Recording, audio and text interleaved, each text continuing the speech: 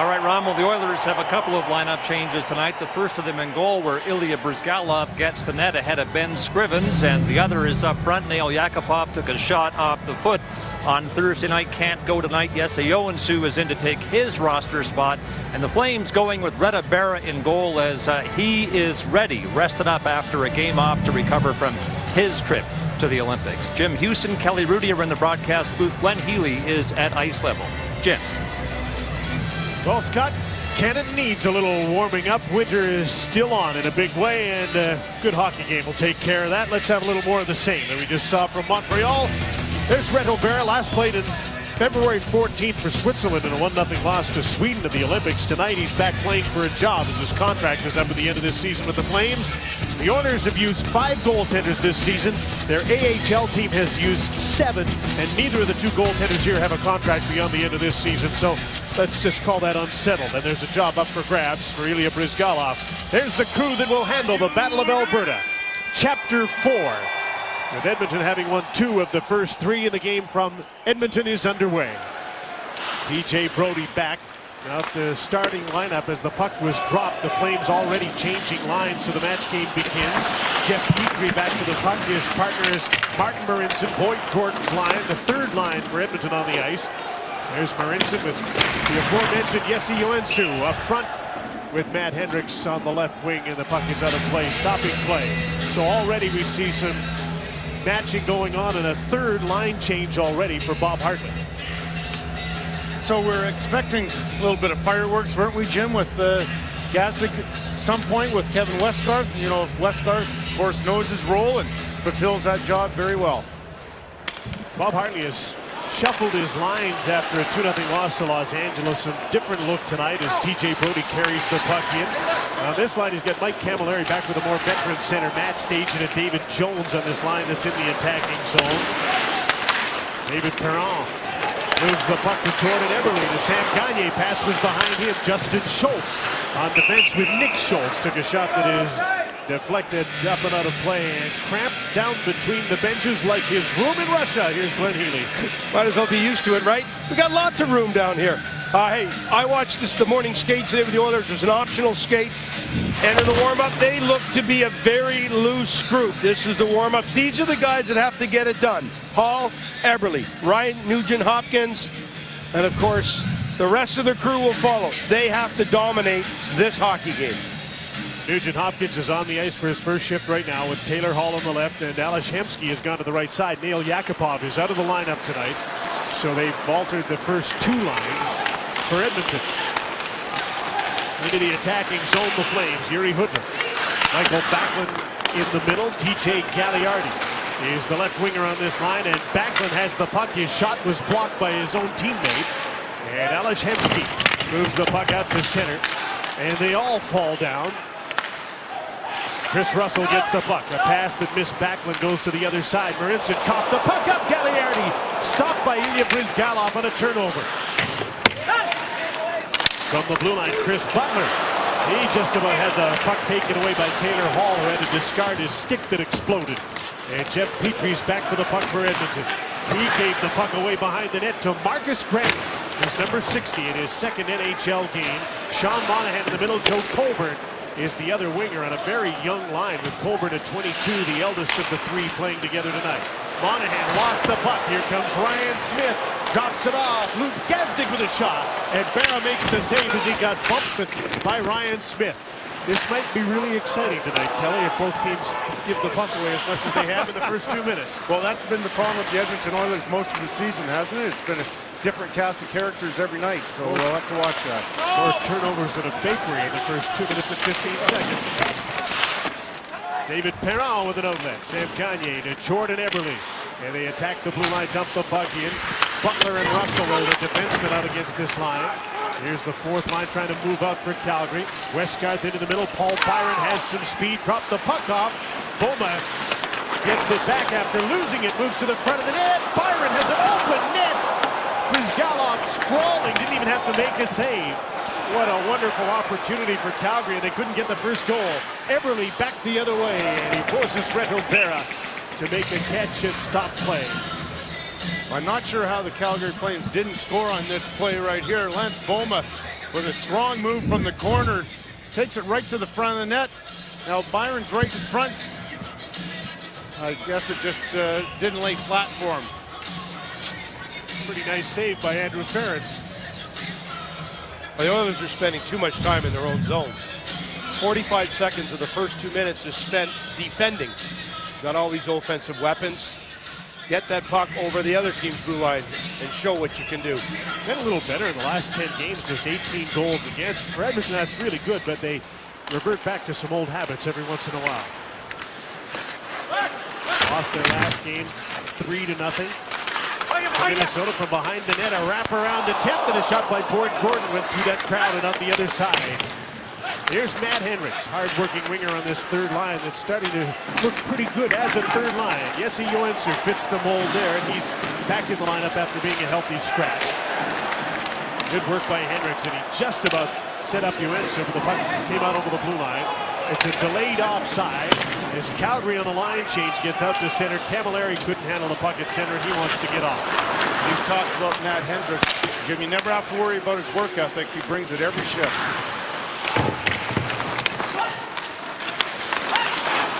TJ Cagliardi heading to the front of the net. Giordano tried to get him the puck. It went off his skate. Back the other way. Here's Hall. He's got an outlet. Ales Hemsky stopped by Berra. What a wonderful aggressive save. And back the other way we go with a trap meet. Off the wing, Cagliardi slips the check of Petrie. Backlund to Yuri Hudler. Feeds the point. Chris Russell, no shot. Now he puts it to the front of the net. And that's knocked away by Jeff Petrie. He's told to wheel, and he does just that. Here's a pass to Taylor Hall. Back for Petrie, who's down to the front of the net, and he tipped the puck wide of the goal. Wide open here, end-to-end. A fast-paced Edmonton-Calgary game. Ryan Jones of the fourth line for Edmonton coming on. Ryan Smith on the inboards. Luke Gazdic goes to the front of the net. Jones hustles to his off wing. Tried to get the puck. Russell, though, was able to move it out for Calgary. Cagliardi with the shoot-in that ends his shift. Andrew Ference. Smith just recovered so that puck wasn't taken away by Sean Monahan. Gazdic with the shoot-in. Chris Butler is back. Up the boards, not out. Puck's held in by Mark Fraser in his 5th game. Wearing number 5 as an Oiler. Paired with Andrew Ference, the Oiler captain. The game slows just a little bit as the Oilers dump the puck in and get a change 5 minutes in. But you're right, much better pace in the first game. These two teams played on Thursday in their first game back from the Olympic break. There was a lot of that going on around the league, wasn't it? Yeah. Through the middle, Justin Schultz has a look to the front of the net. Has Perron out there. He couldn't get the shot. Eberle just about buried that behind Berra. Jordan Eberle again. Quick shot by Nick Schultz off the side of the net. Schultz again. Just holds the puck in. Perron jumping to the front of the net was Justin Schultz. The pass for Eberle. He got a stick in the face undetected by the referee. I think it was a stick, not the puck. Chris Russell starts the Calgary breakup. Man station to Michael Camilleri down the wing. Forced to turn by Joensuu into the middle to Russell. And he's stopped by Brizgalov, who stops play after making the save. Some pretty good chances by the Edmonton Oilers in the Flame zone. Boyd Gordon with the first really good chance. Tough angle. Watch it. Hits a far post. Gets behind Berra. Calgary are jumping their defense, and because of that, there have been a number of odd man rushes. Here's a real good chance by Hemsky. He's playing with some world-class players. And so world-class players mean you're going to get world-class chances. And everyone wonders if it's Ales Hemsky's last game today or last couple of games as an Edmonton Oiler. Coming up to unrestricted free agency. Trade deadline is Wednesday. He sounds like it, doesn't it, the way he's talking? He does sound resigned to leaving. Well, the Oilers are missing their second and third pick. If they could flip that player for either one of those picks, I'm sure that they would. I think a lot depends on when other big pieces get moved. Bigger pieces get moved, or they're stalled to move bigger pieces, he becomes a B prospect player. It's hard for me to say that because he has great numbers, but as it sits now, he's not one of the first calls to make. He's on the ice right now with Taylor Hall, Ryan Nugent-Hopkins, and what should be a great line. He's back playing his familiar right side. interference. Gave the puck away to the point. There's a shot that Brizgalov had to be sharp on. It was tipped by Hoodler in front of the net. Hemsky to Hall, and the Oilers are out. He's got Nugent Hopkins trailing. The pass was an errant one. Hopkins gets the puck deep. TJ Brodie to TJ Cagliardi. And the Flames get to center no further. Hemsky back in the other way. There's a drop pass. Hopkins with a shot. Nugent Hopkins had his blocked by TJ Brodie. Nick Schultz at center. And Nugent Hopkins back in. His pass just missed Jordan Eberle in the midst of a change. Camilleri back the other way. Wonder if this is one of his last games. Here's Matt Stajan with a shot. Here's Galloff with the save. Last game as a Flame, that is. There's been some talk that he might re-sign. Probably more likely that he's headed elsewhere. He sure was in a good mood this morning, wasn't he? Talking about his golf game during the Olympic break to Graham Gillette. What's not to like about being a National Hockey League player? Playing golf in Phoenix during a short break. I think I could accept that. Chris Russell gets to center. Puck's dumped in by Calgary. Martin Marincin shows some real promise in the Edmonton defense. To Ryan Jones. Been a four-line game for both teams. They've rolled through their lines here quickly. Marcus Granlund, just 20 years old. Almost a point a game in the American Hockey League in Abbotsford. He's a real interesting prospect. And there's Weidman got knocked down and jarred. And the defenseman is way behind the play as the puck comes to the net. Gadzik with a shot. Gadzik put it over top of the net. Might have been deflected, and the puck bounces to Reto Berra. And he stops play. It's been end to end. There's been some great chances, both ends, no goals, and as you expect in the Battle of Alberta, few hits. Back to the Bolshoi and Hockey Night in Canada. Where the heck is Sabahutin Kovacevic? How did we know you were going to get his name on the air? I miss him. He's the Slovenian defenseman that I think can help somebody in the NHL. I'm going to get him a deal. He's suspended. No way.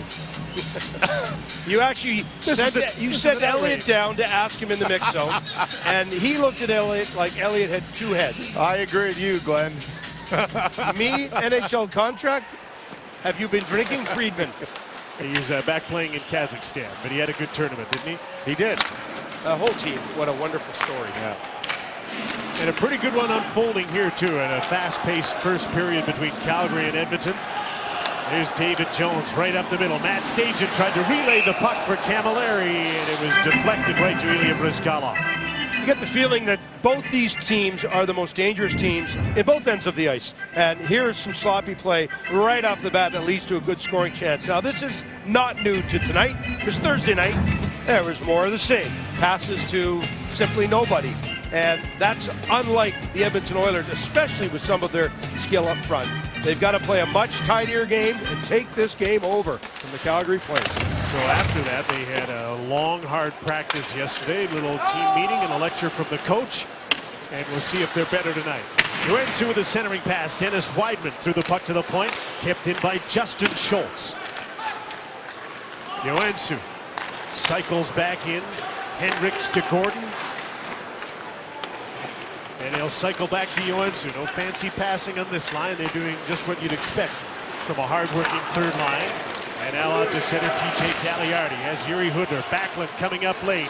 Cagliardi shoots it. Brizgalov closed off the short side. Joensuu gets to the puck, but he missed it. And it stays in Calgary's attacking zone.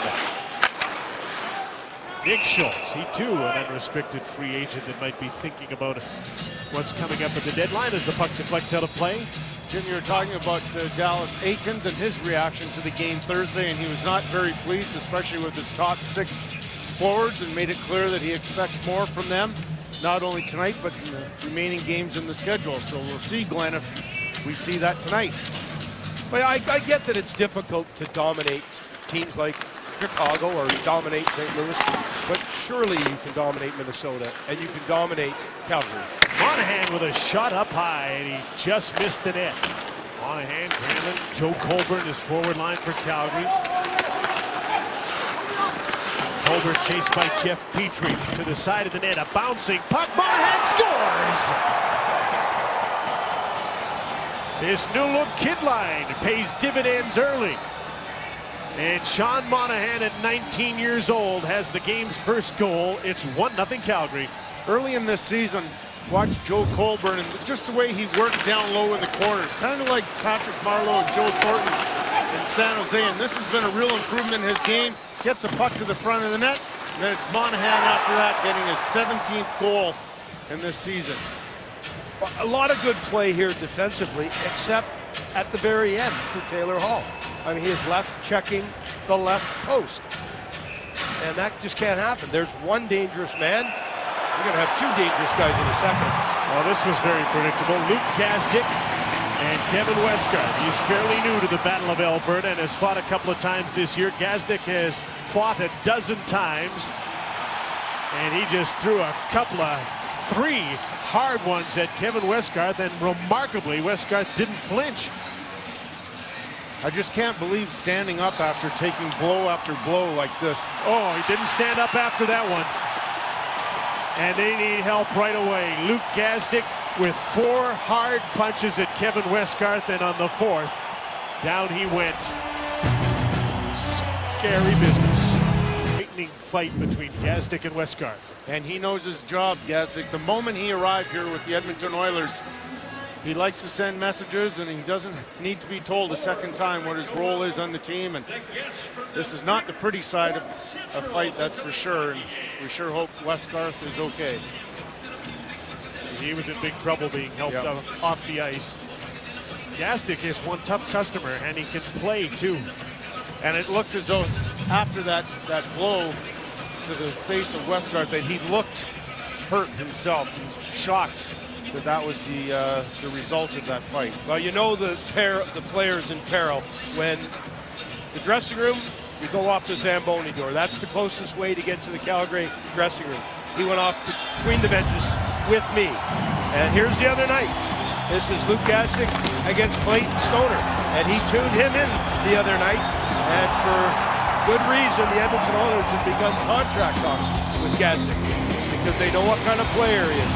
One of those few players, guys, played with a club, finished his entry-level deal. Typically, you're gone from your club after that. No, he re-signed. That's the kind of character guy that he is for every club's lineup. That fight was on the drop of the puck after the goal by Monahan from Colburn and Giordano at 10:15. And here come the Oilers back the other way, and Nugent Hopkins was ripped right into the net by David Jones and company.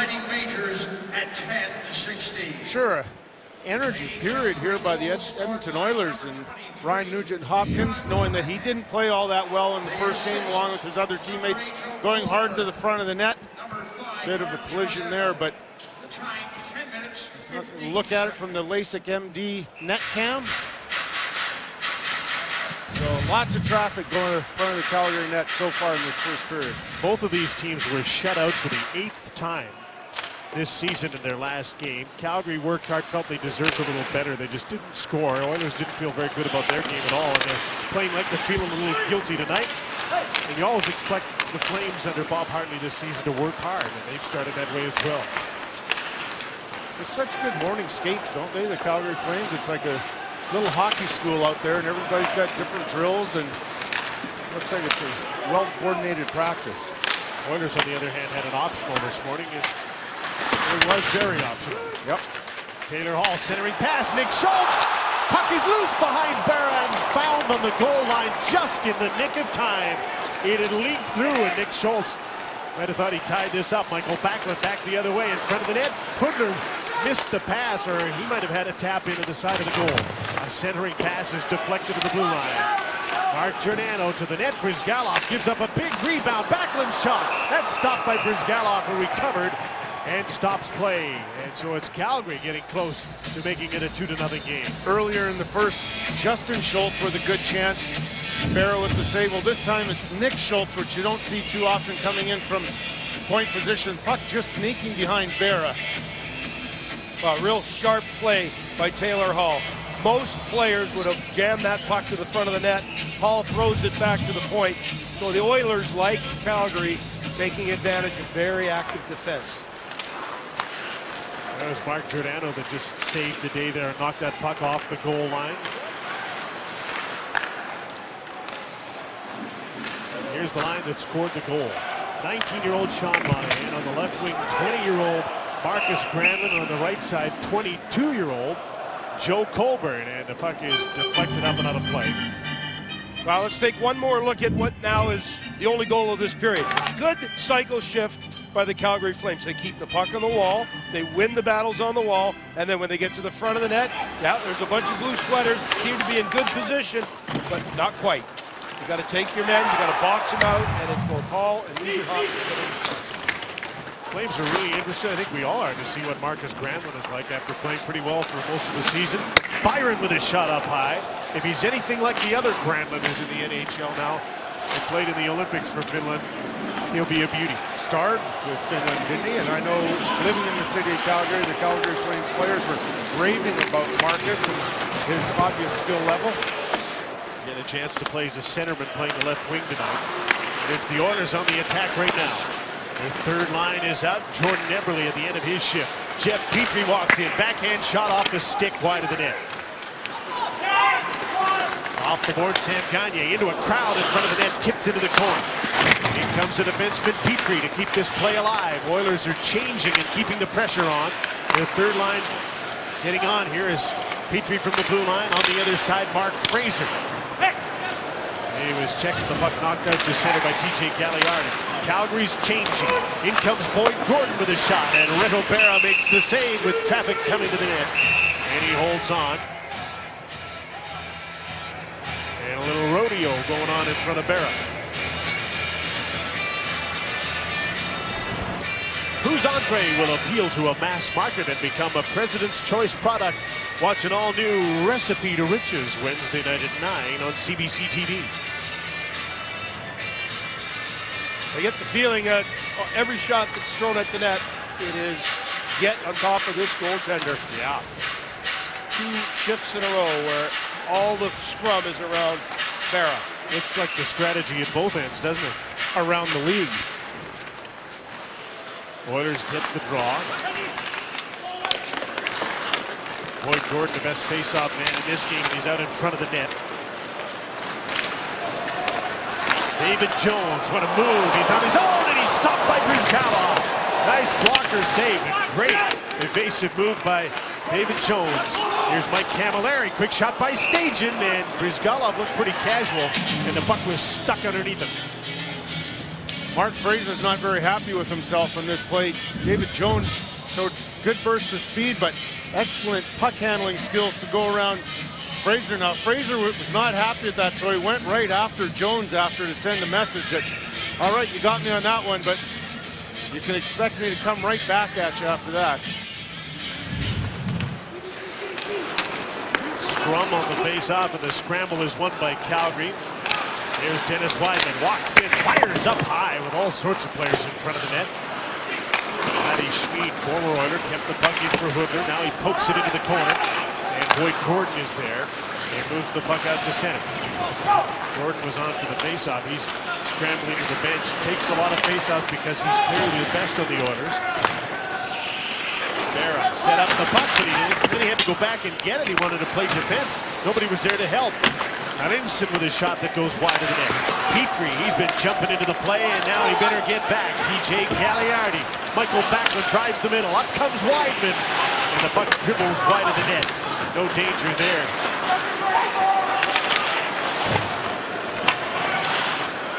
Whether Ryan Jones got hurt, he was doubled over there for a second, and now he wants to get off. Something happened behind the net.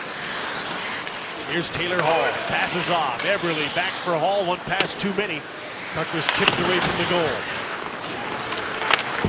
Another defenseman in deep. It's Andrew Ference.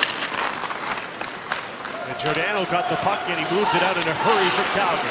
Colborne stops up, feeds Giordano, takes the shot that was blocked by a sliding defender. And the Oilers get back to center, but there's Giordano to get the puck again and move it back in for Calgary, and then he hits for the bench on a change. You're right, though, Jim. The Oilers are sure sending defensemen into the Flame zone, aren't they? Active defenseman in off the blue line, and Petrie's been leading the way there more than any of the others. Mark Fraser's back for the puck. David Perron. to center. Hemsky can't get a hold of the puck. It was poked away from him by Chris Russell. That's Boma. Run into by Ference.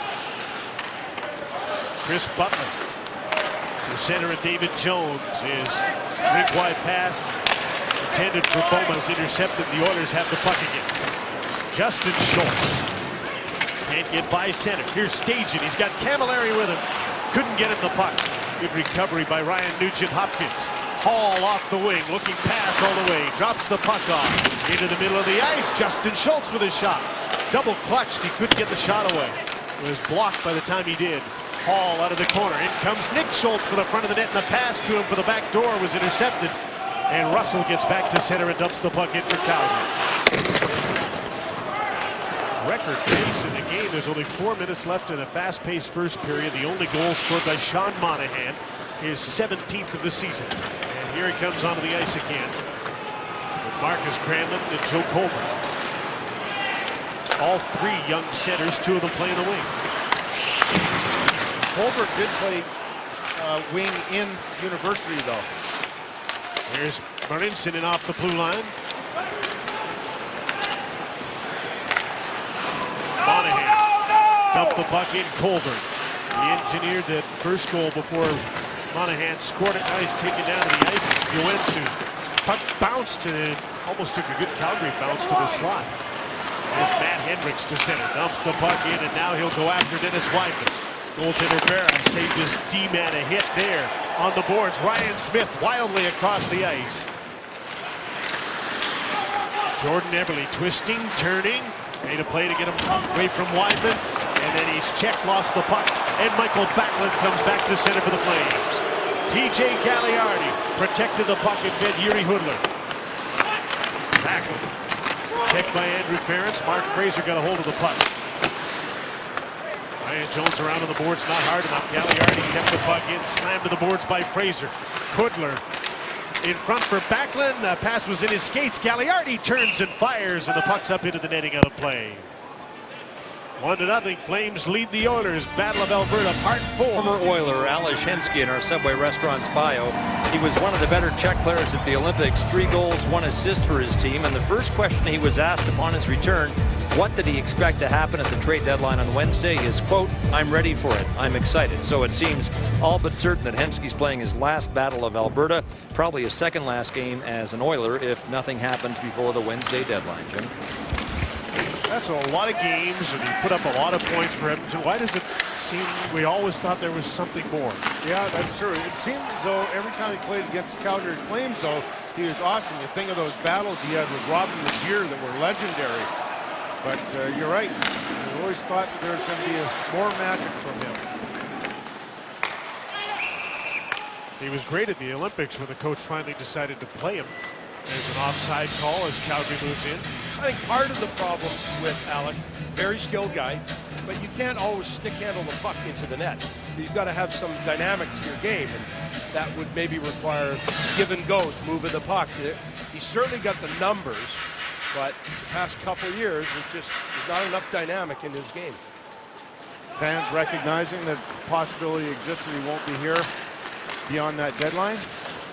Out on the ice now. Taylor Hall and Ryan Nugent-Hopkins. Head-to-head would be the team's top lines right now. Giordano and TJ Brody playing against the Nugent-Hopkins line. Hall into the feet of Hemsky. And so the Flames have the puck. Giordano up the middle, Matt Stajan with David Jones and Mike Camilleri. The center a tip, and Camilleri couldn't get it, but up comes Giordano! Stopped by Brizgalov!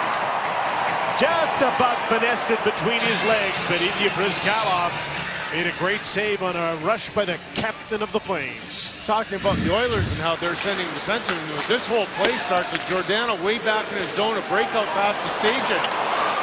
Look out, here he comes, 190 feet from front of his net all the way up ice, and gets an excellent chance. It looks though, Glenn, like he is unsure what to do at this point. Well, I think he's shocked that he's getting a breakaway off of a set play, but another example of the skilled players for the Oilers, Nugent-Hopkins, misses his check. He's watching the puck, and Giordano's hopping in a cab behind him. His eyes lit up when he saw how much open ice there was, and the puck got by Jeff Petrie. Well, should we be surprised that he had a breakaway? I'm saying that in jest because he had a 9-game point scoring streak, though, earlier in this season. So Giordano not only is a great leader and a great warrior, but he certainly has shown an offensive side this year. Then when he watched the Olympics and he knew that he was real close to being on that team, he thought, wow, Yeah. I'm just about with that group of defensemen. in the first period. Well, when they named him captain this year, his game went to a brand new level. He's really embraced that role, and he has flourished under Bob Hartley this year. Joe Colbert trying to get the puck out, didn't. It's kept in. Matt Hendricks, backhander, wide of the net. Joensuu fighting towards the front of the goal, so is Matt Hendricks, and there's a pile-up in front, gridlock in front of Reto Berra, who's got the puck. No coincidence that it's Matt Hendricks involved here. I've been really impressed in his short time here, how hard he plays every shift, and he's one of those guys, once again, that he knows he's got to win the battles in front of the net. He gets involved right there with Chris Butler. And Butler did a good job of boxing him out, going to the front of the net. No time, no space, no room. Barra's a pretty big goaltender and is right on top of you at the blue crease. Calgary should go after Jay Beagle and put those two back together. They had a terrific playoff for Washington against the Rangers a couple of years ago.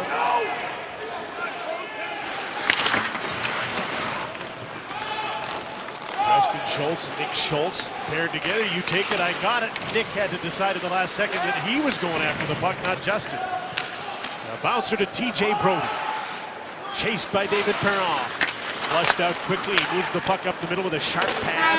Here's Camilleri into the wing, but he runs out of time. Period's over. The shots were 11-10 for the Flames. Sean Monahan with the only goal. Calgary leads 1-0. Ron and Don after the break on Hockey Night in Canada on CBC. Westgarth, knocked down by Luke Gazdic in their heavyweight scrap, went immediately to the Flames room with some help. Flames haven't confirmed it yet, but we're safe in saying he will not return tonight. Westgarth took 4 hard shots to the head. Wouldn't be unfair to speculate the cumulative effect of them has him undergoing a concussion protocol. Jim. Luke Gazdic has quickly established himself as one of the toughest players in the National Hockey League. His first NHL season, so he falls under the mandatory visor rule, has to wear one. He's played 53 NHL games, but all this season. So second period underway here. Calgary down a man.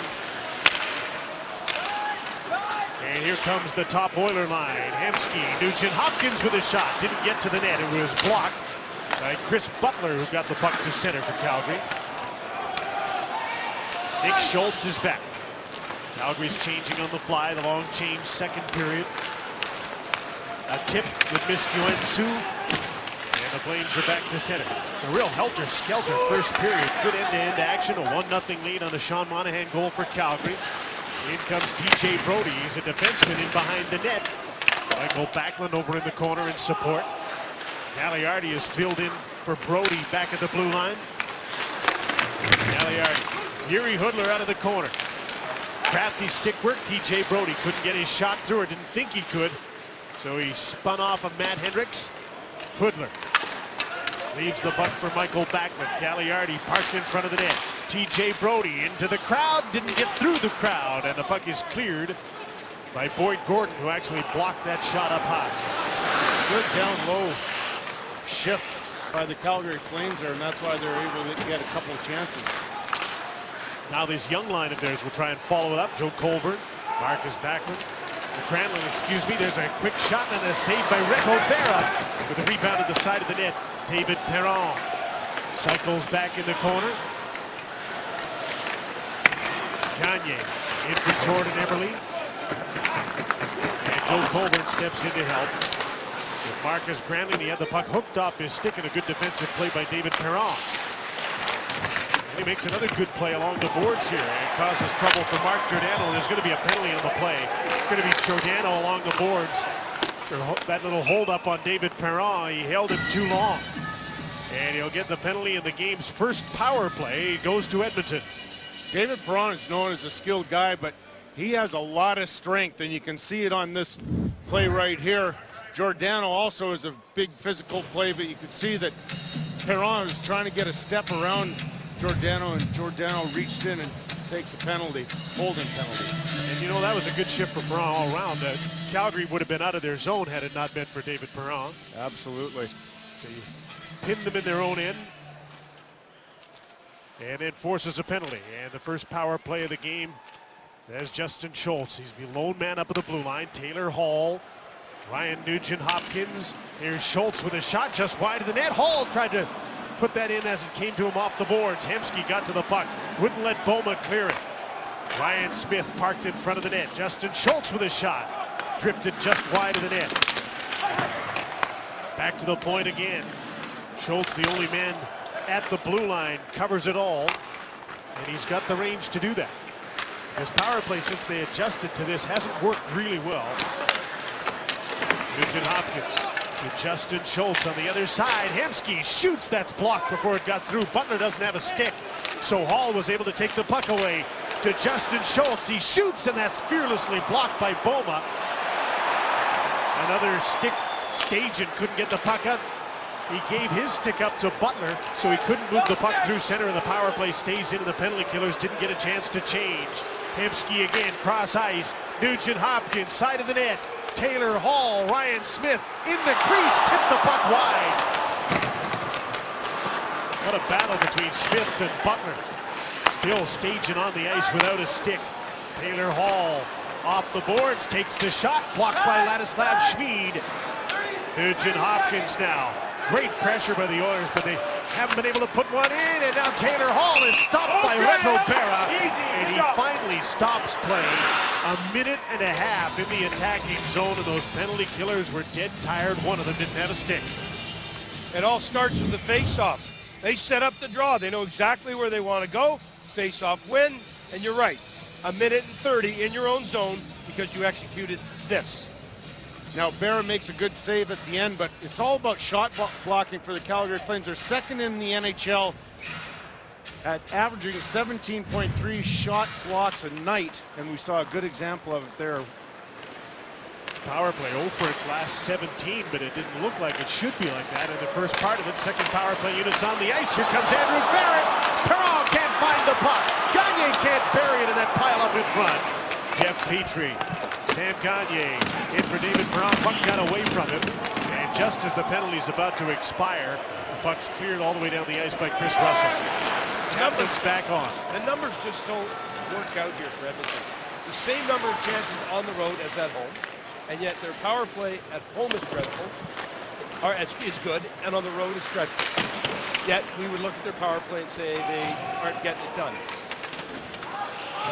Had a long dry spell, so they dropped a long way in their ranking to 22nd, 4 for their last 39. Yeah. But that looked pretty good. They came close there.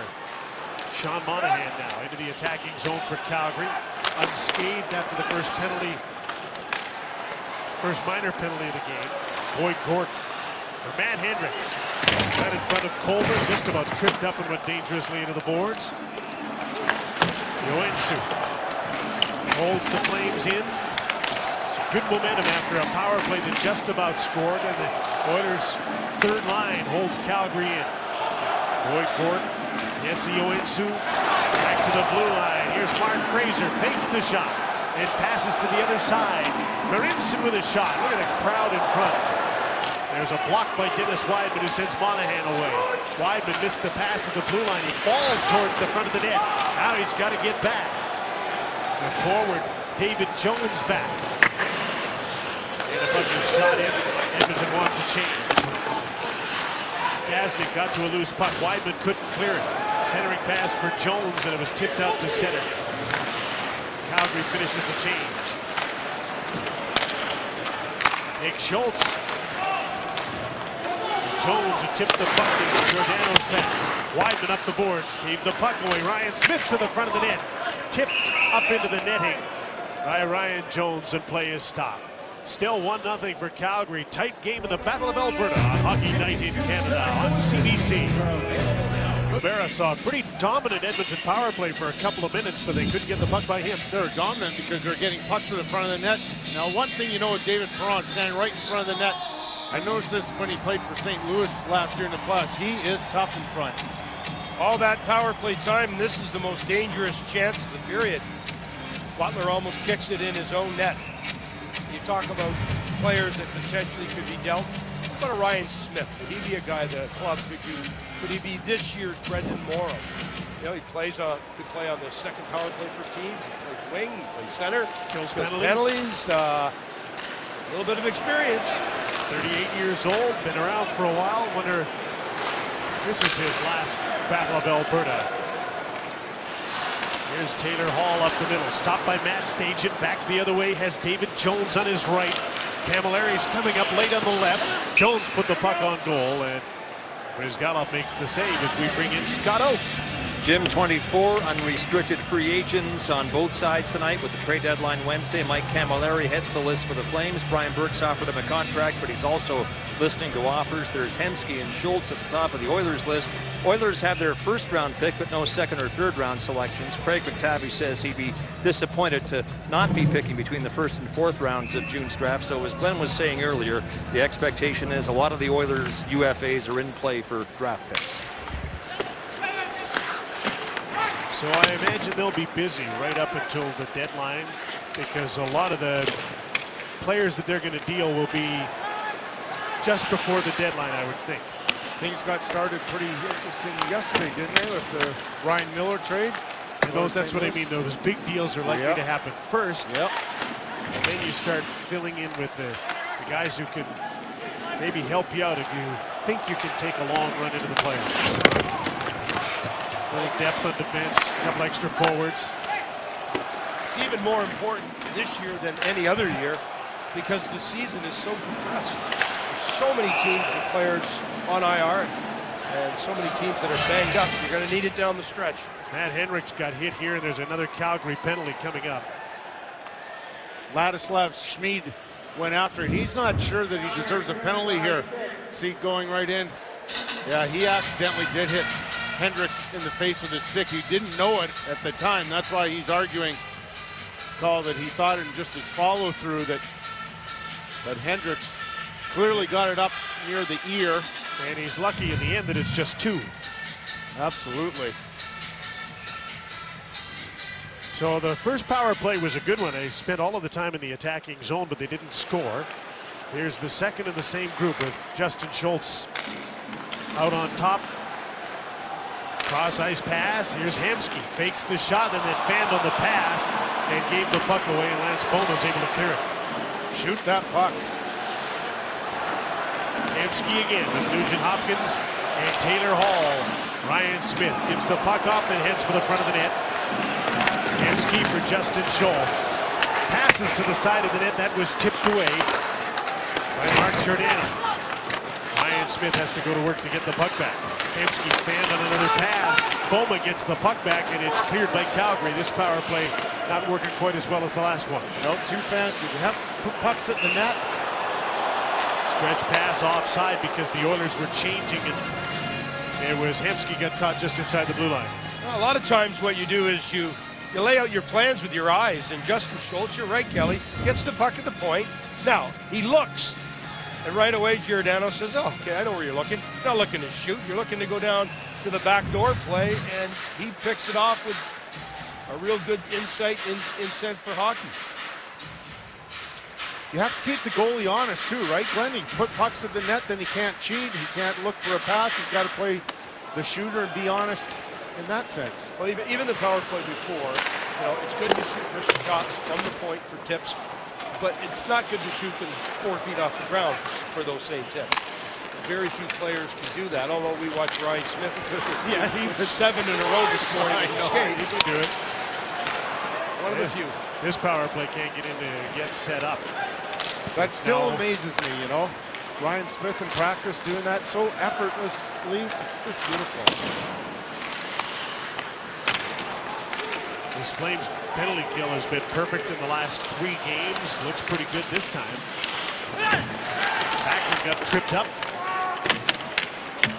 And there's less than 30 seconds to go in his power play in the second unit for Edmonton. Hasn't even been able to set up. The puck that went dangerously through the blue of Bryzgalov's crease. Now the power play can't get out of its own zone.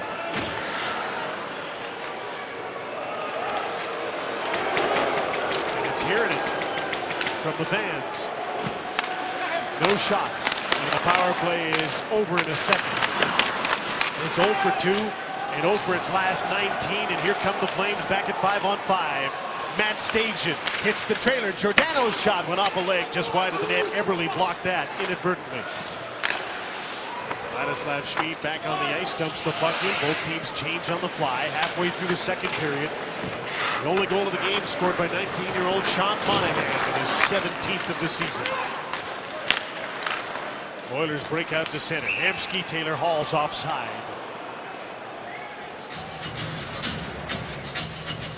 You know, the point that Glenn was just making about injury around the league in a compressed schedule, and one of the problems is that there have been so many injuries. You know, there's only 123 players in this league of almost 700 that have played every game for their team this year. So every team's fought injury.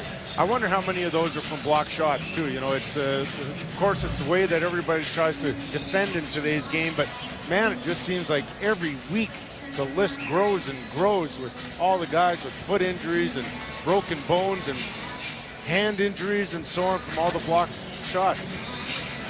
The team that has had the most players play every game is Chicago. They only have 8 players who've been able to play in every game. 15 years ago, that's unheard of, isn't it? Yeah, you used to be able to look down the rosters at the start of a game and you'd see 15 guys that had played in every game. Right.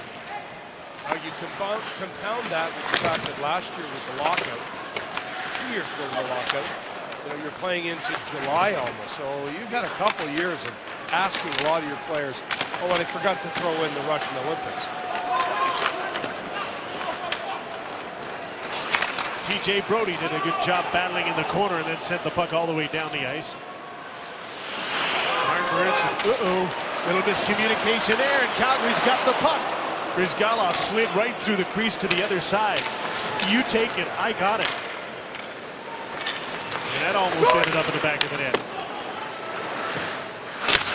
David Jones scooped the puck to the side of the goal. Laddie Smid can't hold the puck into the blue line. The Flames regroup. Camilleri wanted the puck going through the middle. It's a shoot-in. Camilleri's after Marinson. Jeff Petrie up the board. Smid pinched in. Now he's got to get back. Ryan Smith moved the puck. Weidman got a good hit in on Matt Hendricks as the puck was dumped in. Smith against Camilleri. Wrap around attempt on the back end is stopped by Reto Berra.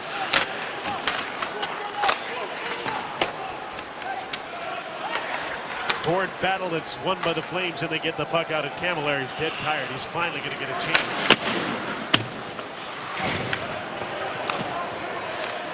The benches are at each other. Well, that's what I've noticed, Jim. It's not as fast a period as the first, but it's almost more intense and more physical and a lot more puck battles in this period. Matt Hendricks and Ladislav Smid that were at each other on the benches. And Glenn, you weren't quite quick enough with your mute button. I couldn't get back fast enough, and my apologies. That being said, Schmid's one of those guys. You think you come back and you're friendly with your team? Not so much. He loves to lay the body on guys, and there's been battles between Schmid and the team he used to play with. Good. It's the opposite in warm-up with the ex-Leafs that got together, Fraser, Scrivens, Colburn. Oh, they were a chatty bunch, reliving their Marley days, I guess. Here's Chris Butler for Calgary. Backhander to TJ Cagliari. He's got Hooker falling in behind him. Backlund coming up late. So is Chris Russell. Passes off, and fanning at the side of the net was Hoodler. Wow, did Russell ever appear out of nowhere? He can fly. Here's Stajan. On the other side, he gave the puck away. Taylor Hall up the middle. Giordano knocks the puck away from him. Eberle follows, spins around off the boards. Nugent Hopkins in for Hall. Eberle back with them for a shift here as the puck is bounced by Giordano off the glass. Boy, did he calmly look after that play against Taylor Hall. What a read. Glenn talked about how smart he is on the ice, and that was just a remarkable play by Giordano. Do you think he's exactly what Edmonton needs? Wow. A top defenseman who can play 30 minutes. There's Camilleri with a shot, and the rebound is right there off of Brizgalov. He's left a couple of juicy ones up front. Back to the blue line. Here's Giordano again. On the other side, TJ Brodie. Matt Stajan jumps in off the blue line. The pass to David Jones. He got hit and knocked down, and very uncomfortably gets back up. I think Andrew Ferentz got it. Some nastiness in this game. Stajan, Camilleri, Colburn just off the bench. Taken out by Andrew Ference. Colburn stays in this battle. And Sam Gagner back to help his defense. The Flames get the puck. Stajan, the Wideman had come to the front of the net. He stays in deep. Stajan, Colburn fighting for territory. The pass came back towards the blue line, intended for Granlund, but it was deflected out down the ice, and the Oilers badly need a change here. Wideman was wide open, wasn't he? Was he? Yeah.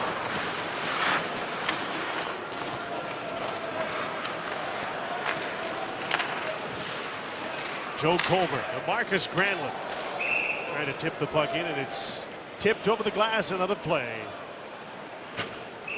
Ilya Bryzgalov has had a little miscommunication with his defenseman. Look at the slide through, leaving a wide open net, but the Flames couldn't get the puck. Welcome back to Hockey Night in Canada, and the game that has but one goal, and Sean Monahan scored it, Glenn. Yeah, the young guys for Calgary have been better. Let's look at how the goal was scored.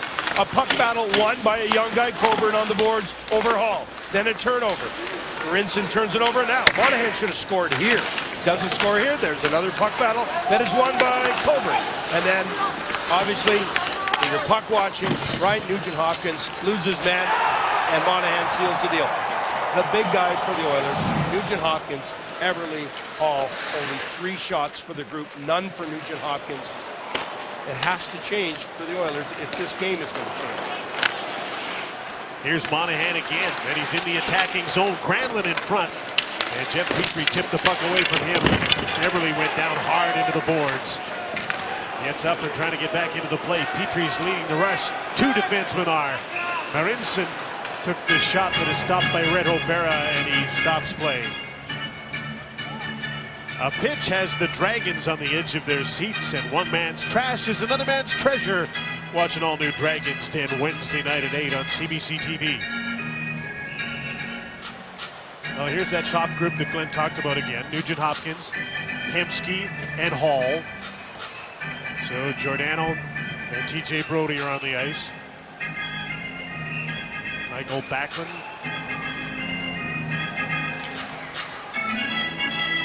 Tossed out, Gagliardi comes in against Nugent-Hopkins. And the Oilers get the draw. Nick Schultz. His shot is tipped off the glass by Nugent-Hopkins. And the puck is cleared to center.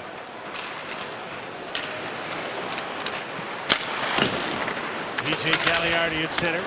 Almost stripped of the puck. Now it's taken away. Here comes Hemsky, and he couldn't get the shot. Hemsky again. Nugent-Hopkins to the front of the net. Hall's at the side of it. Nick Schultz to Justin Schultz. There's a tip just wide by Nugent-Hopkins. TJ Brodie's wrapped up. The Flames get out there 3-on-2 because Giordano jumped up on the play. Feeds the puck into the middle. Oh, if he'd only left that, Hoodler didn't realize that Gagliardi was in a better shooting position behind him. Checked by Butler. Andrew Ference. Couldn't hold the puck in for long. Gagliardi got it out. Hart Fraser. Hard up to center. Tipped in by Hendricks. Juwensu's on the puck up against Chris Russell.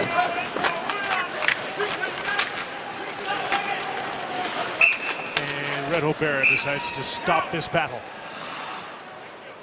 1-0. Flames continue to lead the Oilers on Hockey Night in Canada. The Battle of Alberta on CBC. 19-year-old Sean Monahan. Kelly, not a bad first season. 17 goals already. And it's funny, first started training camp, people talking about in the first couple days, and I'm like, hey, let's not get carried away. 19, like you said, boys, he had a season getting close to Dion Phaneuf's 20 and Jerome McGinley's 21 goals. So just continues to get better. And not only that, the scoring, but he's so good in his own zone, and he really wants to learn. And Bob Hartley and the staff say how easy it is to work with him. You only have to tell him something once or twice, and he gets it. The Calgary rebuild is looking a little better than it did earlier, partly because they look like they'll be okay at center ice with Monahan and Backlund, and they re-signed Stajan, and who knows about Marcus Granlund. He might be Absolutely. a player who can play center ice. And they have some stability on the blue line, too. Absolutely. Well, Chris Russell, interested to see what the ice time will be after 2 periods. He led all skaters in the first with 8:24 and all even strength time as well. He's another one of those rare guys in the league who can skate all night and doesn't look like he gets tired.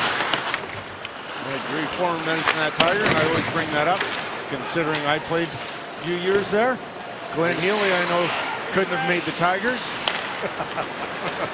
Here's Ryan Smith with a shot. It's on his knees, but still a big man covering up his Berra. It's time for the Crown Royal Icebreaker. Why not try Crown Royal Maple on the Rocks? Crown Royal, the official whiskey partner of the NHL. Bob Hartley, Marty Shelena, done a very good job with this Calgary team, keeping them focused and on track. They never get outworked in a game, or seldom. I think Clint Malarchuk should get some credit too, considering the work he's done with the goaltenders, and a lot of uncertainty in that position, considering the first year without the legend Mika Kiprusoff.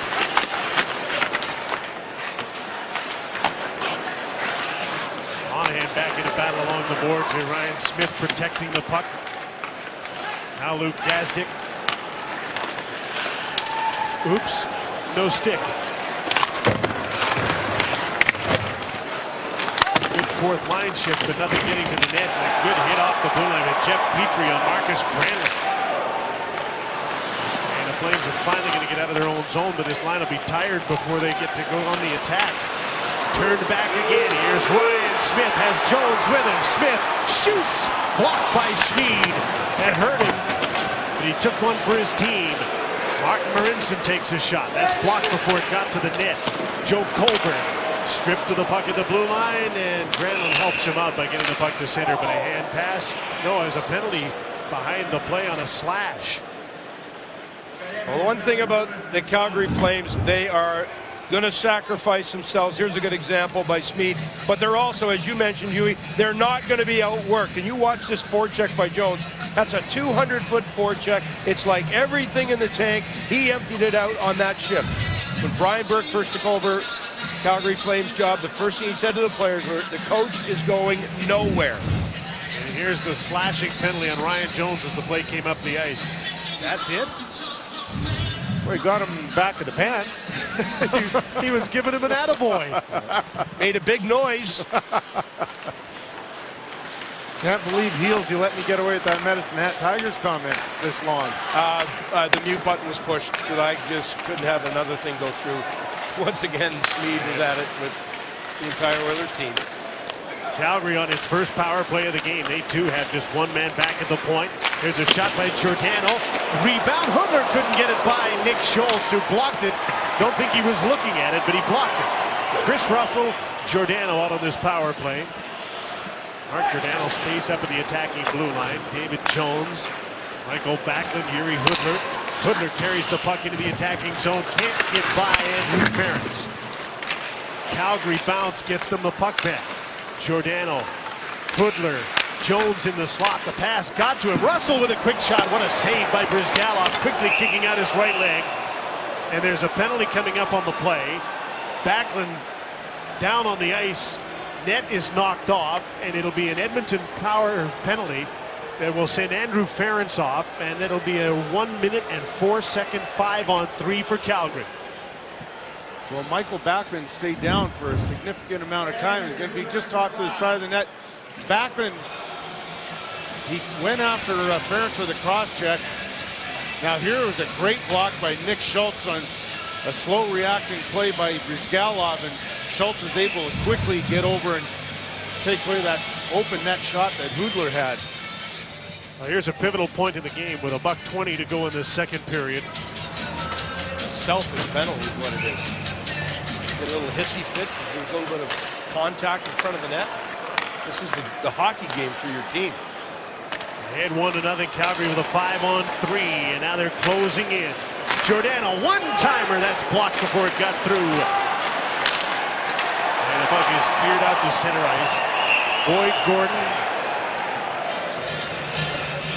And Matt Hendricks out killing the penalty along with Jeff Petrie.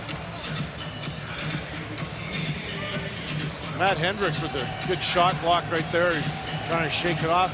Not sure if that hit him in the glove and hand. It looked as though that's how he reacted. Most teams would use 2 defense and 1 forward. It's a unique look with 2 forwards and 1 defense.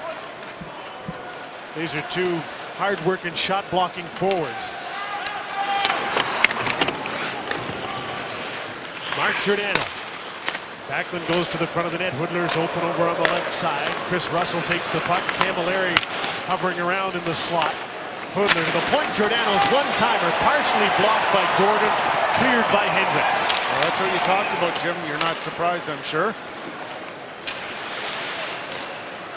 Here they come again. Nugent Hopkins has come on here for Boyd Gordon. Russell, quick shot by Camilleri, and he missed the net.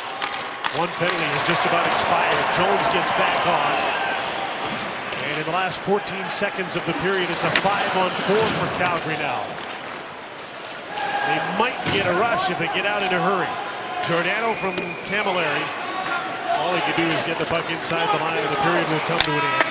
And the Oilers will have half a minute to kill in a penalty when the 3rd period begins. Calgary's ahead 1-0 scoreboard Saturday. A look around the National Hockey League coming up on Hockey Night in Canada on CBC from Edmonton.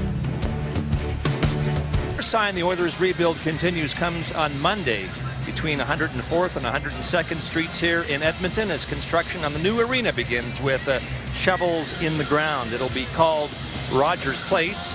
It'll take 2.5 years to finish the $480 million building, and the Oilers expect to be in it to start the 2016-17 season. As Scoop Healy reported earlier on the Hot Stove tonight, Rogers Place may end up with the capacity to display the scores on the roof of the building in the spectacular way the Bolshoi did at the Olympics in Sochi. Rogers Place will be the centerpiece of $2 billion worth of developments that'll change Edmonton's downtown. The city's booming, and now the team needs to have its rebuild start paying off. Jim. So I'm told there'll be 600 truckloads of dirt a day coming out of that site. The part that is amazing to me, Kelly, is that they can get a shovel in the ground in this weather. Well, go ahead and tell Canadians how cold it is here then. It's minus 30 degrees. This is what's wrong with this picture. We just spent 2 weeks in Russia in the middle of the winter, and I got a sunburn. And now I'm back in Canada in March, and it's minus 30. But it's a dry cold. And we're going to snow in Vancouver tomorrow. Yeah, and they're going to get a shovel in the ground somehow in Edmonton on Monday. Edmonton needs a puck in the net. They don't need a shovel in the ground. 151.04 is the time of the shutout streak against the Oilers right now. They haven't scored a goal in 22 days. And that's hard to believe. They're just not getting many shots. That first line has 2 shots on goal. The second line has 3 shots on goal. Let's watch Rita Berra. I've watched him a lot this year, and he's played really well, but he has a tendency to give up game-time goals in the third. Don't want to jinx him, only 15 seconds into the third, but when you're a National Hockey League goaltender, you take a lot of credit in protecting leads. So let's see if that's a part of the game that he can add to his resume. Oilers have now been tied or behind entering the 3rd period in 48 of their games. Late power play as Giordano fires the shot. Brizgalov the save, and the loose puck eluded Michael Backlund in front of the goal. Power play is now over. There was a 5-on-3 there. Real chance for Calgary to put this game away, and they were unable to do it. There's an icing call against Edmonton. Take a look at Berra's work in the first 2 periods. Awfully impressive, and he uses that big body extremely well. 6'5", shows good mobility. And so you can't question many of his efforts. They're usually first-class efforts. You just got to find a way to close out the deal. You think Calgary's set in goal, or are they looking for one? I think they're still trying to decide what they have right now. Back up tonight, Joni Ortio. He got his first start in their last game, a loss to Los Angeles. Played well, though. Here's the thing, though, guys. When you are using 5 goaltenders in your system, like Edmonton, and 4 for Calgary, that's 9 for the 2 teams, you got a problem in that. Tells me it's unsettled. Yep.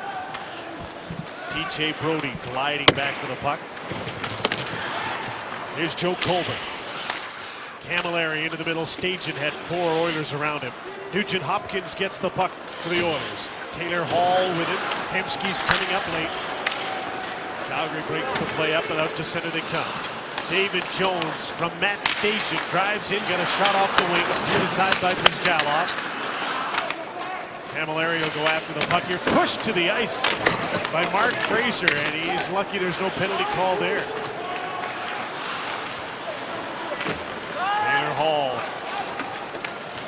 has some time. Calgary's changing. Jordan Eberle lost the puck at center. Mark Giordano dumped it in. Giordano's had a good night. So is Chris Russell. Through the middle, David Perron. His pass was behind Ferentz, but he gets it back. And now he'll chase it. Play the puck back to the blue line. He played it right by his defender, Martin Marincin. Jeff Petrie. There were only 8 shots on goal in the second period of this game, 5 by Edmonton. Here's Sam Gagner. Marincin followed the play to the net. Now he's going to get back defensively. 1 man back, that's Petrie. Here comes Gagliardi to the front of the net. That went right off the goaltender. Brizgalov was intended as a pass for Backlund. Backlund again with Gagliardi and Hudler. Larry Hudler steered to the outside. Throws the puck in front, tipped wide of the net by TJ Gagliardi. Cycles back for Backlund. Watched by the center, Sam Gagner. Backlund protected the puck, and off the blue line came Schmid. David Jones comes off the bench to the front of the goal. That went off a skate. Jordan Eberle gets the puck, and the Oilers finally get out after spending a while in their own zone. They need a change. Calgary trying to take advantage. Boma, second chance, stopped by Brizgalov. David Jones up the boards, got the puck to the blue line. Chris Russell got away from Gazdic with a nice move, moves in and shoots. Brizgalov made himself big. Gazdic gets the puck off the boards to Ryan Jones with Ryan Smith, and that's just offside. Let's have a look at our Hockey Night close-up, brought to you by Subway Restaurants. What do you got, Glenn? I have not the Edmonton youth. No, I've got the Calgary youth. And it is the young guys that are getting it done for Calgary. Coburn, a couple 1-puck battles. He set up the goal. Speaking of youth, there's the rookie. 17 on the season. Thanks for coming. And in net. Let's go back to some more youth. Maybe he's a little older because he didn't come over till later. But nonetheless, he's a rookie and he's been perfect tonight. Gave up 1 goal in the Olympics. He's got a 1.66 goals against Edmonton this year. Not a bad guy in the net. Reto Berra is 27 years old. And again, out of a contract at the end of the season as those young players go just offside for Calgary. Olympic experience was, say, a pretty positive one for Berra. Able to represent his country, Switzerland. Played 1 game versus the Swedes. 1-0 loss though, but he was excellent, and seems to me like he's overcome those that little stretch before the Olympics where I think the travel and everything was getting to him. That's not used to that. And I think, like you said, 27 years old. It's a learning process to play National Hockey League in the grind. Every minor hockey coach should get a tape of the team that played in front of him in Switzerland for a way to play a game with everybody involved at a high pace. Well, didn't the Russians try that? Get everybody involved, Glenn? You love that, didn't you? You know, I just had my intervention. I'm over it now, and you bring it up again. That Russian team. Well, I really liked our flight back, though, Kelly. Came back with a bunch of the Russians and the Finns. Finns were wearing their medals on flight, and the Russians were not happy. Who invited this team to our chartered flight? Oilers winding up in their own zone here, trailing 1-0. Shut out 8 times this season, 5 times at home, and behind 1-0 in the third period of this one. Jordan Eberle. Sam Gagner feeds the puck to the net. Berra covers up quickly after making the save. So, Jim, I'm sure you watched Reto Berra quite a bit this year, and you've seen some growth with him, and not sure what you've seen lately here, but I think what I've noticed is he's very, very calm for a guy trying to forge his way in this, and trying to make your own name after Mika Kiprasov, it's pretty impressive the composure that he's had. The question is always, can you do it every second night if you're going to be a number one guy in the NHL, or do you have a team that you're going to split the goaltending as they did this year? There's some decisions they have to make, and if they're going to make some deals, do you bring in another goaltender? I don't think they're solid on either one. The book has not been written as to whether they're the dependable type of player that you're talking about, Huey. This was just a fleeting thought I had today, but I wonder if anybody like Calgary, where he used to play for the Hitmen, could pry Martin Jones away from Los Angeles. That'd be pretty tough. I think Kings really liked the way that Jones developed. 3 years in Manchester. Nemsky to the net, stopped by Berra. There's a Oiler chance, but he's not going to play behind Jonathan Quick, so he might be valuable as Yuri Hudler comes in after the Oiler chance. Gagliardi in front, kicked the puck to his stick and couldn't get the shot away. Where's the ball? Chris Russell was in deep once again and threw a hit in the corner. Hudler out front, Gagliardi's shot is blocked before it got through. Andrew Ferentz got it. Art Giordano back to the attack, fires a shot. Brizgalov fought it off and then decides he better cover up. Well, best two chances for the Edmonton Oilers, in my mind, this game have been by the same guy.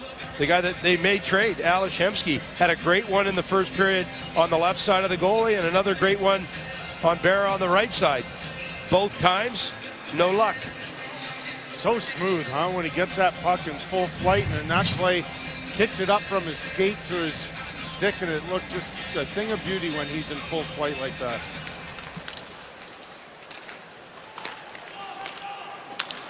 Flames again. Giordano has had a strong game, shot the puck and it went just wide of the goal. TJ Brodie spins away from Uensu. Hard pass up the middle, too hot to handle for Boma. He'll go in and put his work boots on and get after it and try and get the puck back. Penalty coming up, it's against Edmonton. Goaltender's out for the extra attacker. Camilleri gave the puck up to Martin Marincin as Gordon is knocked down at the side of the net. And Jeff Petry's going off. Calgary to the power play, trying to put this game away on Hockey Night in Canada.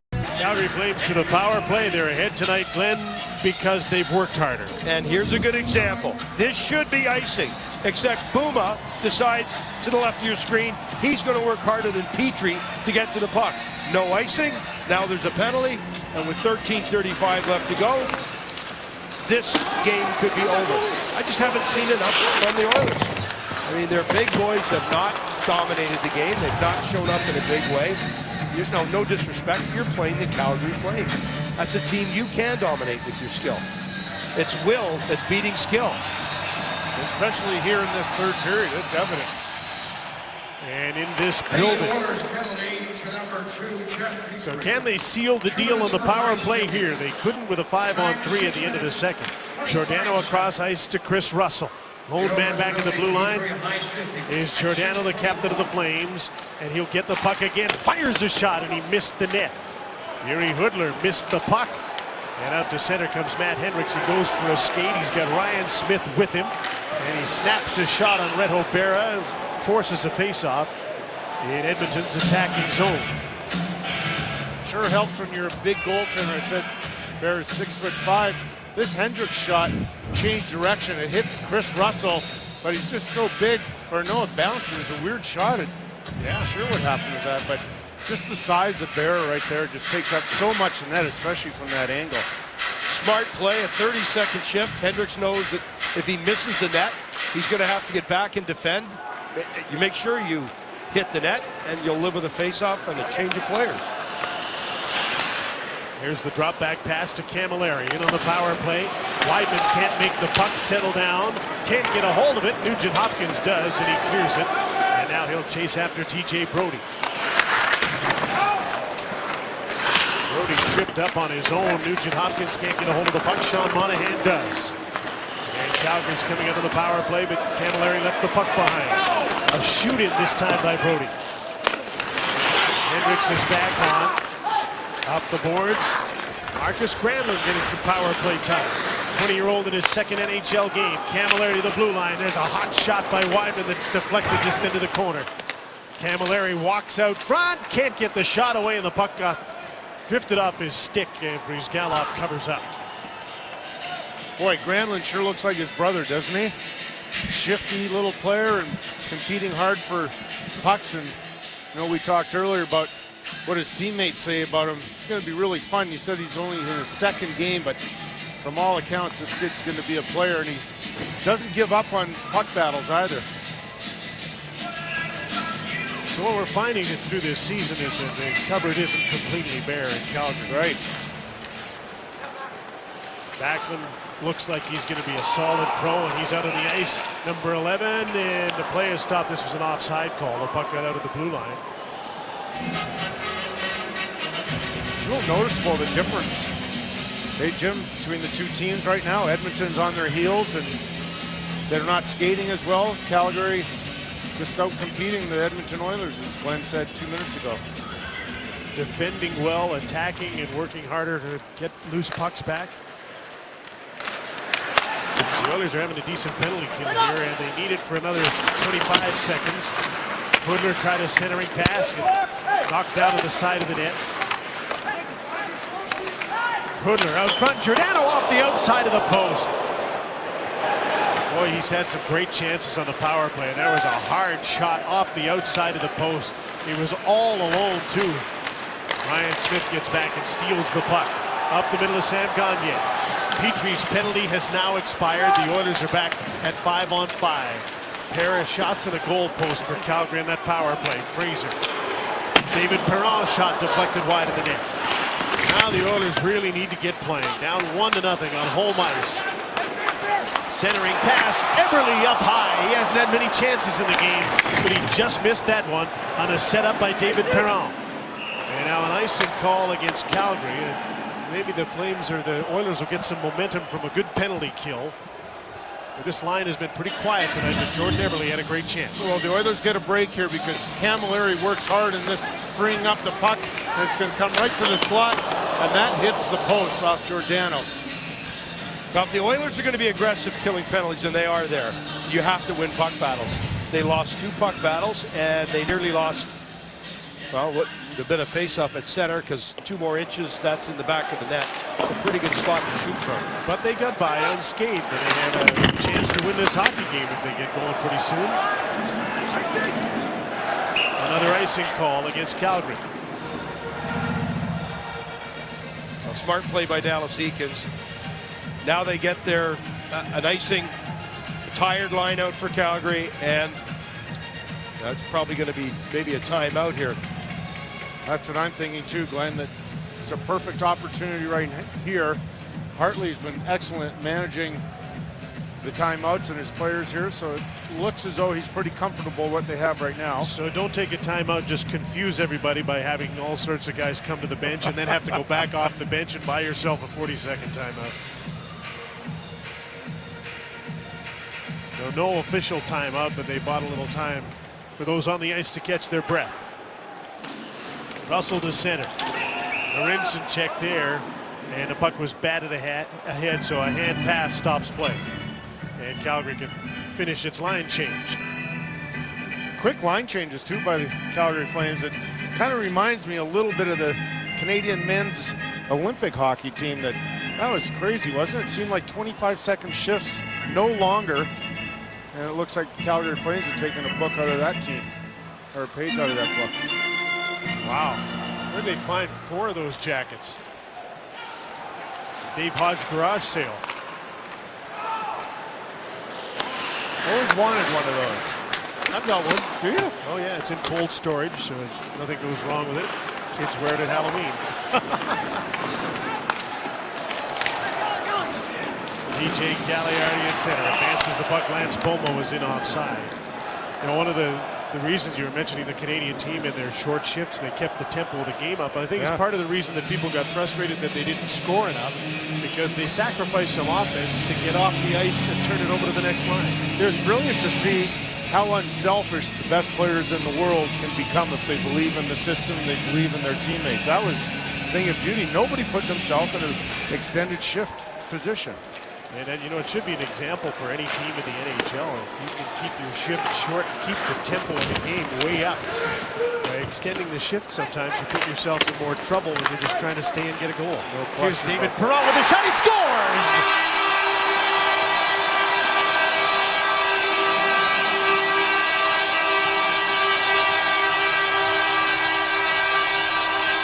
There'll be no shutout tonight. A laser beam of a shot from David Perron, and it's a 1-1 tie. TJ Brodie had possession of the puck. He won't be happy with that. And then Dave Perron just puts himself in good position right here and protects the puck right there, and then gets a step, goes to the middle of the net, gets that step off of Sean Monahan, and there is a purpose to that play by David Perron. He's got 23 on the season. 9:43 of the third period. The Oilers score their first post-Olympic goal and have a 1-1 tie, and they brought this crowd to life. And now it's game on for the last 10 minutes. Jordan Eberle got an assist. That line had a couple of good shifts in a row. Pitched it up after the penalty kill. And they brought the Oilers even with the Calgary Flames. The Oilers goal scored by Perron, the assist Eberle at 9:43. Now the battle on the boards as the Flames are in the attacking zone. David Jones in a battle with Jeff Petrie, and it's a good one. Perron gets the puck. He'll delay while his line mates change. He shoots the puck in so he can get off.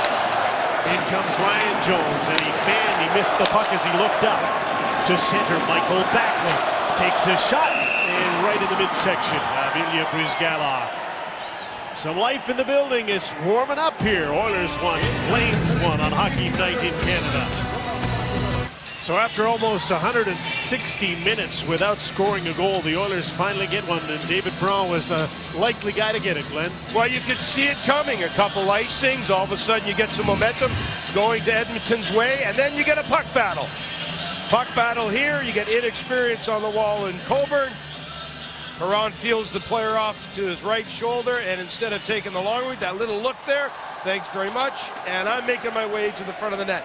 Edmonton have two lines that can score. Eberle and Perron, they're one of the lines that have finally showed up to the party. Nothing yet from Nugent Hopkins or Hall. But a tie game and an opportunity to be a hero. Goaltender's down. He got knocked over by Dennis Wideman. Barron and Wideman collided. They don't have to pay for it because Backlund got the puck out. TJ Brodie jumps off the bench as Wideman comes off.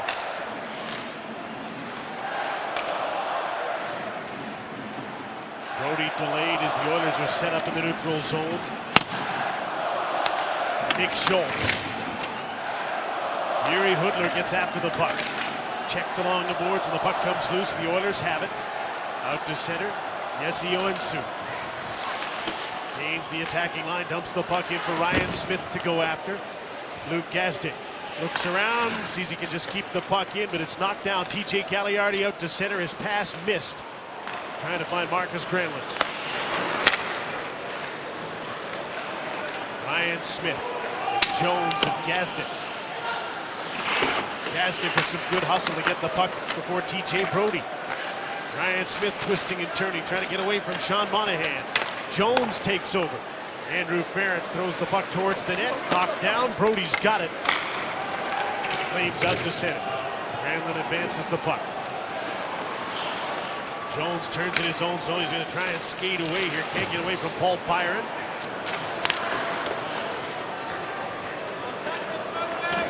Nugent Hopkins comes on with Hemsky and Taylor Hall. Marincin. Nugent Hopkins advances the puck. Here's Hemsky again. Snaps a shot wide. Hall after the puck. Cycles it back for Hemsky. Works his way out front. Tied a pass. The puck bounced to Barra. Where is it? He can't find it. It's underneath him. And he was looking around as though he had no idea where the puck was. It deflected on that wraparound and pass attempt. Just about got in. Hemsky with a strong move right there. Good puck protection from Chris Russell. You can see the puck is deflected a couple times, and Barra had no idea that he had even made the save right there. Poked that by Nugent Hopkins. That's a desperation play by Barra. Has no idea, just hoping it doesn't cross that goal line. Looking around for it, and it's down by his feet. Pretty good spin move. He could have spun that right into the net. I could have. TJ Cagliardi forechecking Yuri Hudler with it. Michael Backlund kicks back to the blue line. Brody with a shot and a blocker saved by Brizgalov. Jordan Eberle. Line that scored the goal. Perron, Eberle on the ice right now with Sam Gagner. Yuri Hoodler back to the blue line. Brody fakes the shot on the other side. Giordano shoots up high, missed the net. Hoodler tipped the puck into the corner. Backlund back for Hoodler. Intercepted by Perron. The Oilers will get out. Eberle to Perron. Dumps the puck in. They'll peel off and have a short shift here. Gagner, the only forechecker. Hall, Nugent Hopkins, and Hemsky after a short rest are going to come right back on here. Dallas Eakins will probably play those top two lines a lot here in the last 6 minutes of this third period. Marcus Granlund and Chris Russell, his shot was blocked. Here's a chance for Hall. Sent away along the wing. He'll have to chase the puck and Berra's out to play it. Bumped by Hall. Puck's kept in by Nugent Hopkins. Hall overskated it. Monahan back in support of his defense. In off the blue line comes Nick Schultz to make sure the puck stays in. Hall backs him up at the blue line. Gets the puck. Now he just takes his shot that's blocked in front by Button. Nugent Hopkins to Hemsky. From behind the net, Nugent Hopkins turned and he's stopped by Berra, who's down again and stops play. There's some life in the Oilers after the goal by Perron. They've had one of their best stretches of the game since. Pace of this game, we could be headed for a nice long after hours, although extra time is a possibility. But nonetheless, I would suggest we have the perfect guest tonight for some intelligent discussion, which would leave him to do most of the talking. I'm talking about Ivy League educated Ben Scrivens. They call him the professor. Eclectic is one way to describe him. Got a ton of tweets for him. Here's a sample of one from a guy named Mike Robinson. He says that at Scrivens_30 is going to take Scott and Kelly to school. Hashtag Professor Jim. We'll look forward to hearing that then. Me too. Yeah, it wouldn't be very hard to take those two to school. Finally, after 40 minutes. Tigers. Yeah, exactly. Great job on getting grade 9. The pace of this game has really picked up since David Perron scored. It was like this in the first period. It was a sleepy second. And now it's cooking along here in the third period as Andrew Ferentz took Matt Stajan down. Got Camilleri in the bargain as well. Now Ferentz shovels the puck to Hall. He knocked it out of the air and the play's offside as the Oilers try and cross the blue line. Take a look at that big hit. Andrew Ferentz recognized an opportunity to step on Matt Stajan, so there it is. Stajan had his head down, looked at that point, had no idea that Ferentz was coming in at that point, and Stajan not very happy after that. This has become a two-line game for the Edmonton Oilers. Yep.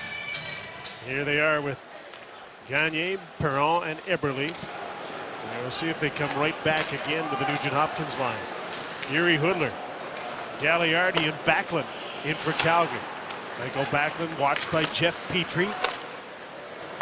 Read perfectly by David Perron, who intercepted the cycle in the corner. A fortunate bounce at center. Here's Gagner waiting for Eberle to come with him. He shoots.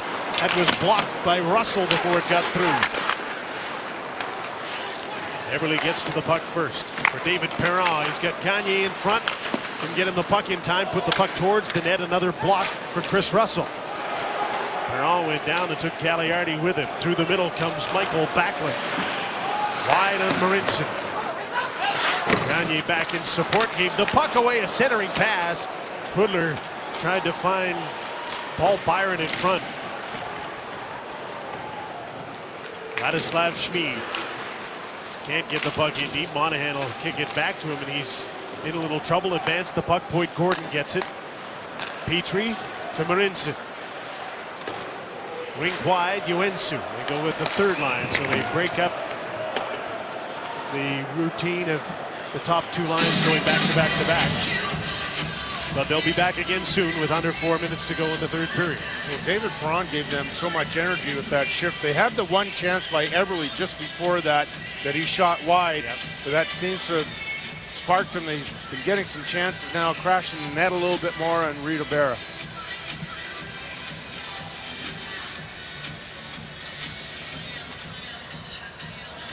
Gordon, Hendricks, and Ryan Smith together on this shift, so Smith gets bumped up, get a little more action. He can get to the goaltender. I think this is just what they call clock killing. Take away a few minutes until you get some guys on who get some hands and score. There's an icing call against Calgary, so they won't be able to change, and that'll bring that Nugent-Hopkins line over the boards immediately. Didn't waste any time for a face-off in the attacking zone. And look out for Alex Hemsky. He's been dangerous the last 10 minutes, and especially from behind the net, protecting the puck and coming out front. He sent Schultz and Schultz out on the blue line. Edmonton's had quite an advantage all night in the face-offs, and Nugent-Hopkins will face off against Matt Stajan, who's on his forehand. Nugent-Hopkins got it back. Hemsky up high, missed the net. And he pounces on the puck again. Taylor Hall. Nugent-Hopkins goes to the front of the goal. The pass comes back to Justin Schultz, to Nick Schultz on the other side. He shoots intentionally wide. Taylor Hall gets a hold of the puck. Breaking up that pass along the boards was Matt Stajan. Here's David Jones with a shot off the shoulder of Bryzgalov, straight up in the air. And there's going to be penalties behind the play. Hall is going to go. Weidman's going to go over and have some words for him before he goes into the penalty box. And they'll both go off, and this trade-off favors Calgary because Hall's going to sit for a couple of minutes. Here it is. Hall takes exception to the hit by Dennis Weidman. Edmonton number 4. Gives him a little shot and then slash after that. So Weidman is not happy when he's going to the penalty box, that's for sure. He went right over to Hall on the way over and had some words to say.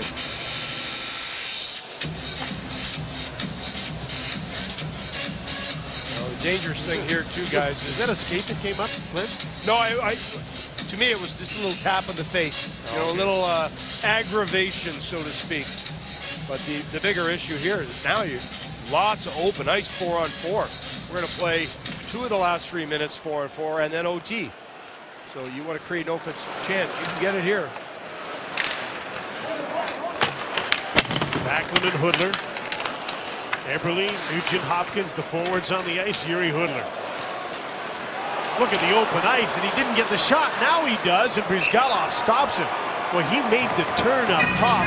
They had an open lane to head for the net. Pretty clever play by Hudler. I thought originally that Justin Schultz was playing him perfectly. You know, there's good battle here with Schultz, but Hudler is able to cause some problem by going up to the blue line using Giordano as a bit of a pick and creates that open ice for himself. But initially I thought, wow, has Justin Schultz ever shown growth in his game defensively? Why would you have that guy in the Olympic team, eh? I'll just leave him here. Hudler? I know. Probably needed to get a shot off a little quicker there when he first had the opening. David Perron out on the ice. Marincin with an offensive foray. And he stays in deep. Sam Gagner. David Perron takes over. Petrie jumps to the front of the net. Good poke check there by Mark Giordano on another smart play that stopped the Oilers from getting a chance. Just a couple of minutes to go in the third period. 4-on-4. David Perron falling, tried to feed the puck across to Nugent-Hopkins. In comes Mike Camilleri. Pretty quiet night for Camilleri as he passes off from the blue line. Chris Russell, slap shot just wide of the net. Camilleri tried to pounce on it. Petrie knocked the puck away from him. And back to collect the puck is Chris Butler.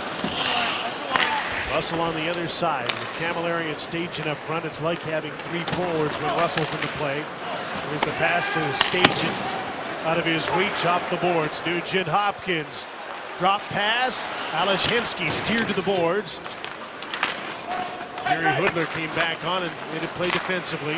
Justin Schultz on the other side. Nugent-Hopkins bulldogged and knocked down by TJ Brodie. Fans want a penalty there. And the puck comes loose out of that battle. Chris Russell's got it. Oilers are backing off. They need to change. Penalties are over. Weidman and Hall back on. 5-on-5. Schultz lifted a stick. Backlund got to the puck, and Ryan Smith got his stick in to tip that out of play. We just saw Yuri Hudler make a really good play in the offensive zone, but here's his experience right here. Defensive zone right there on Ryan Nugent-Hopkins, and Just terrific body position. You learn that when you play for the Detroit Red Wings, or else you don't get on the ice. Very delightful player. He's got a great sense of humor.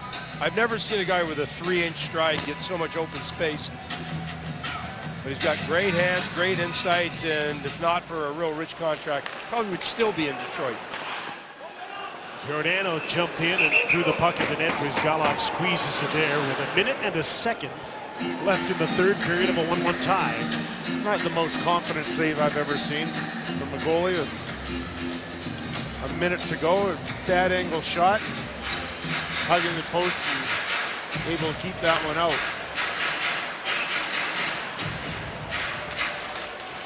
Last minute on the play in the third period. Scramble on the draw, big time. Boyd Gordon and Backlund. Flames get the puck. Giordano's shot knocked down before it got to the net, and here comes Ryan Smith. Taylor Hall on his own. His mates are changing. On come Hemsky and Nugent Hopkins to join him. Woodler at center. Puck's knocked out of the air. Hand pass will stop the play. And under 40 seconds to go. Well, let's defense pairings of Ference and Schultz makes sense. Justin Schultz, we haven't seen a lot of him jumping up into the play in this last surge by the Edmonton Oilers. Maybe this is an opportunity. The other side, you get Chris Russell on the ice with Chris Butler. Stajan, Camilleri, David Jones through the neutral zone. That pass hit David Jones in the skate, so Hall dumps it back in. Reto Berra to Chris Russell, tipped out to center. Andrew Ference from Justin Schultz. Nice cross-ice pass, just got away from Hemsky, couldn't quite control it. And the Flames come back the other way. Here's Camilleri, cuts in, takes the shot, blocked, gets another one. Bryzgalov the save, and he hangs on.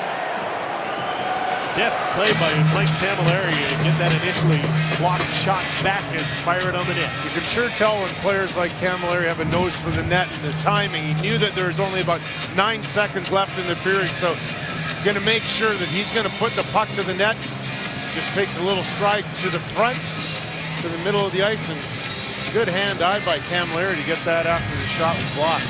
As he was skating by center, he took a look up at that clock, Kelly, to see how much time was left. He knew it was shot, one and done. Gallup, look what I found. It ended up in the middle of his glove. 3.3 on the clock. Oilers get the puck. Smith clears it. And the Battle of Alberta is headed to sudden death overtime. This is the 4th game between these teams this season. This will be the second one that goes to overtime. There was a 2-1 game earlier on, and it was in this building. Let's have a look at how this game got to 1-1. Well, the game is all about, in my mind, which team had more will, who wanted to win puck battles. And it was Coburn who won 2 puck battles and a poor defensive play, and it's the rookie sensation Monahan who gets things going. And we went a long time without any action really at both ends until Edmonton decided to win a puck battle. They win it here, and David Perron evens it up. So not many scoring chances, not many for the Oilers, but enough to have this now be overtime to see who decides it end. December 7th, we saw a little overtime. Kelly, tell me the finish. Well, there was Yuri Hudler that wasn't likely to play that game, actually, because he was home with the flu, but he ended up flying here to Edmonton later in the day and was able to get in the lineup, and he scored that game-winning goal on a night that he wasn't feeling very well. Scoring chances in this game are probably under 10 for both teams, wouldn't you think? Pretty close to it. You know, having said that, though, in my opinion, it's been a highly entertaining game. We saw a fast first period and then more of a NHL-style game in the second and third, where it's down low play and puck battles and cycling down low, and that's how you're going to win in the National Hockey League. The flashy part are the line rushes and so on, but they don't often accomplish a lot in today's NHL. So if you're willing to, as Glenn said in the third, if you're willing to win battles and play with more energy than the other guys, you have a chance. Both teams have a defenseman on the ice who could jump up in the play, and In 4-on-4 hockey, Mark Giordano has the puck. Justin Schultz is on the other side for Edmonton. Michael Backlund through the middle of the ice has Yuri Hudler with it. Puck comes back out to Giordano. He thought about firing a shot. Now he's going to walk in, sharp angle, and he hit the side of the net. He's hustling back. Gagne got to center. It checked and gave up the puck to Backlund. Giordano to TJ Brodie. On comes Ryan Nugent-Hopkins to join Jordan Eberle. Now he's going to change, and Taylor Hall will come on with Nugent-Hopkins. Flames regroup. Here's Matt Stajan. Chips off the boards. Has Camilleri in front. Plays the puck back to Butler on his backhand. Now he takes a shot high and wide. Justin Schultz to Nugent-Hopkins. Oilers trying to get out. Camilleri trying to back check. Nugent-Hopkins pulled away. The drop pass to Hall. Stajan came right over to him. Martin Marincek trying to stick handle in the phone booth. Ran into Mike Camilleri, and Hall gets the puck. He's watched by Butler through the puck in front. Matt Stajan's the only man there. He needs a change, so he puts the puck back to the defense. Monahan's come on here. So is Paul Byron with him. And the play goes offside with Perron having come on the ice along with Golashevsky. Oh, there are strange things that happen behind the play. And I'm going to show you something strange for Rita Barrow. Okay, play's going up the ice. Now, you might want to pay attention. It is overtime. Next shot wins, but he's going to make sure his water bottle is in the right spot. Alrighty then, in my entire life, I have never seen that. It's only overtime. Don't worry about it. I see, that's the Swiss in it. It's got to be precision. Everything's got to be just right. Can't play with a loose water bottle. Not a chance. Here's Weidman in with a shot, and that's stopped by Ilya Bryzgalov. Had my Swiss Army knife, I'd fix it.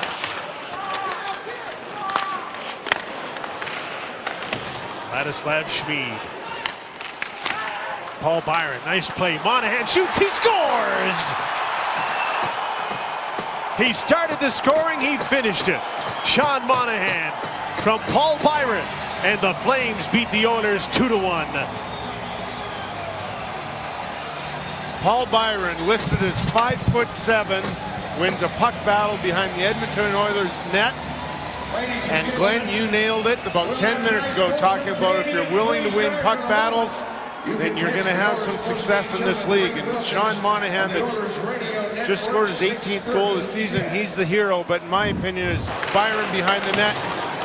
There he goes. There's going to be the battle with Marincek. Steals the puck right out front. Monahan knows where to go after the turnover, and it's good touch right here by Monahan, opening up Bryzgalov and going 5-hole. And Byron had barely played. His fourth line came apart when Westgarth got hurt.